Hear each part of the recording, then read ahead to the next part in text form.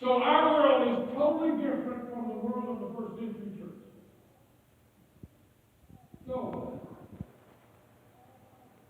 when we read the letters of Peter,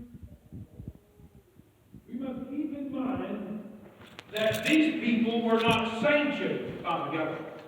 They did not have the approval of the government to live as they did. Christianity was looked upon as a sect of Judaism. But the Romans viewed as a religion of stories and traditions handed down from generation to generation about a God who was far different from their faith God and the Roman Greek God that was constantly different. Life is hard for a person.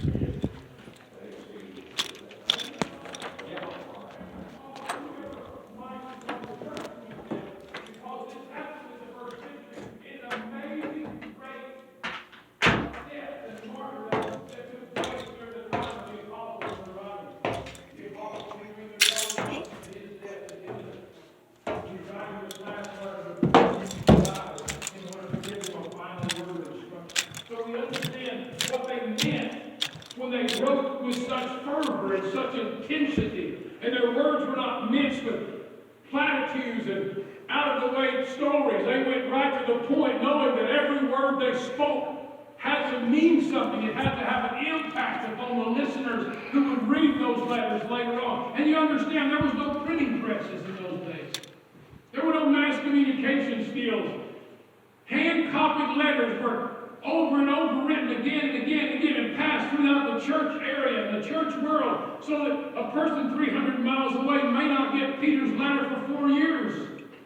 They might not have heard of this until someone in their family came from afar off and gave them a copy and said, here's what the Apostle Peter wrote briefly before he died. When did he die? Oh, he died over 2 years ago.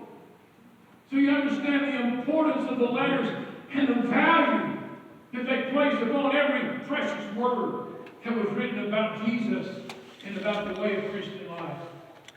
So this morning, I want to bring to your attention this last letter that we know that the apostle wrote. It is filled with information and instruction and predictions of what will happen in the last days. In the view of the first century church, they were living at the moment of death. So every day must be used according to God's plan. They didn't have the frivolity of just playing the game of life and not even thinking about tomorrow and what are you going to do 5 years from now. They may not do 5 days from now or 5 weeks from now, let alone 5 years from now. So everything they did had a serious connotation to it. It will pay us to look back at this letter today and see how the Apostle Peter took the time to remind the dispersed Christians of how they could live a life of abundant faith in the midst of a corrupt generation. Now, did I give you a word picture of what their world looked like? Now translate that into America today. We do not know what our future looks like either, do we? We don't know where we're going. We're not sure what the future holds for us.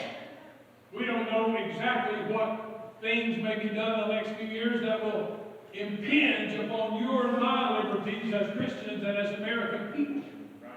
So we're on the verge of a transformation, of turning, if you will, in this society. We're not sure when it's going to happen or how exactly it's going to happen, but we know that it can happen in our lifetime, and especially in the lifetime of our younger people.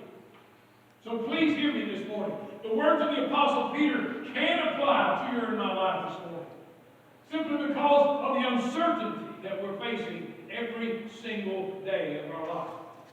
So I want to begin this morning with opening up to you this chapter that we read, and I'll try to get my notes in order here and put them in proper place. The first thing I would like to do this morning is to establish that God has done His part in giving to us everything we need to live an abundant Christian life. I want to say that again because some of you don't believe it.